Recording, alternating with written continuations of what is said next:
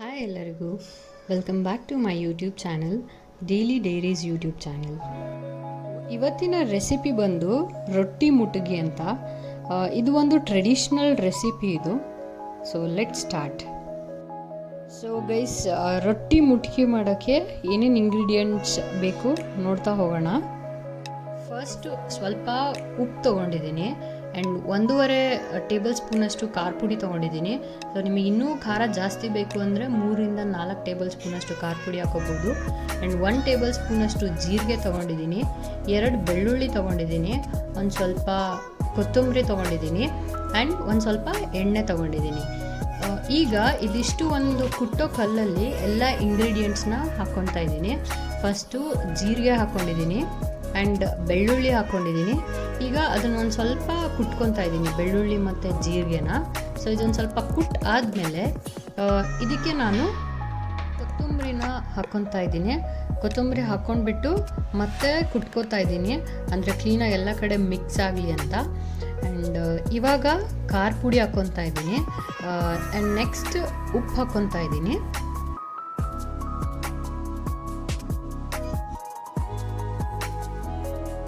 ಇದನ್ನು ನಾವು ಬೆಳ್ಳುಳ್ಳಿ ಖಾರ ಅಂತ ಹೇಳಿಬಿಟ್ಟು ಕರಿತೀವಿ. ಇದನ್ನು ನೀವು ಮಿಕ್ಸಿ ಜಾರಲ್ಲಾದರೂ ರುಬ್ಕೋಬೋದು ಅಥವಾ ಈ ಥರ ಕಲ್ಲಲ್ಲಾದರೂ ಕುಟ್ಕೋಬೋದು. ಈ ಥರ ಕಲ್ಲಲ್ಲಿ ಕುಟ್ಟಿದ್ರೆ ತುಂಬ ಟೇಸ್ಟಿಯಾಗಿ ಬರುತ್ತೆ. ಸೊ ಇದಿವಾಗ ಬೆಳ್ಳುಳ್ಳಿ ಖಾರ ರೆಡಿಯಾಗಿದೆ. ಈಗ ರೊಟ್ಟಿ ಮಾಡೋಕ್ಕೆ ಒಂದು ಬಾಣಲಿಯಲ್ಲಿ 1.5 ಕಪ್ಪಷ್ಟು ನೀರು ಹಾಕ್ತಾಯಿದ್ದೀನಿ. ಇದಕ್ಕೆ ಒಂದು ಸ್ವಲ್ಪ ದಪ್ಪ ಉಪ್ಪು ಹಾಕಿದ್ದೀನಿ ಆ್ಯಂಡ್ ಇವಾಗ ನೀರು ಕುದೀತಾ ಇದೆ. ಇವಾಗ ಗ್ಯಾಸ್ ಆಫ್ ಮಾಡಿಬಿಟ್ಟು ಇದಕ್ಕೆ ನಾನು 1.5 ಕಪ್ಪಷ್ಟು ಜೋಳದ ಹಿಟ್ಟು ಹಾಕ್ತಾಯಿದ್ದೀನಿ, ಒಣ ಹಿಟ್ಟು ಹಾಕ್ತಾಯಿದ್ದೀನಿ. ಇದನ್ನೆಲ್ಲ ಮಿಕ್ಸ್ ಮಾಡಿ ಹಿಟ್ಟನ್ನ ರೆಡಿ ಮಾಡಿ ಇಟ್ಕೊಂಡಿದ್ದೀನಿ. ಅದರಲ್ಲಿ ಸ್ವಲ್ಪ ಹಿಟ್ಟು ತೊಗೊಂಡು ಕೈಯಲ್ಲೇ ತಟ್ಕೋತಾ ಇದ್ದೀನಿ, ಅಂದರೆ ಅರ್ಧ ಕೈಯಲ್ಲಿ ತಟ್ಕೊಂಡು ಇನ್ನೂ ಅರ್ಧ ಉದ್ಕೋತೀನಿ. ಸೊ ಗೈಸ್, ರೊಟ್ಟಿ ಮುಟ್ಕಿ ಮಾಡೋಕ್ಕೆ ರೊಟ್ಟಿ ಸ್ವಲ್ಪ ದಪ್ಪನೇ ಇರಬೇಕು. ಅಂದರೆ ನಾವು ರೆಗ್ಯುಲರ್ ಆಗಿ ಮಾಡೋಷ್ಟು ತೆಳ್ಳಗಿರಬಾರ್ದು, ಆದಷ್ಟು ಸ್ವಲ್ಪ ದಪ್ಪನೇ ಇರಬೇಕು. ಆವಾಗಲೇ ಮುಟ್ಕಿ ಮೆತ್ತಗೆ ಬರುತ್ತೆ. ಇಲ್ಲಿ ಆಲ್ರೆಡಿ ಹಂಚು ಬಿಸಿಯಾಗಿದೆ. ಸೊ ಇದಕ್ಕೆ ನಾನು ರೊಟ್ಟಿ ಹಾಕ್ಕೊತಾ ಇದ್ದೀನಿ ಆ್ಯಂಡ್ ಸ್ವಲ್ಪ ನೀರು ಹಚ್ಕೊತಾ ಇದ್ದೀನಿ.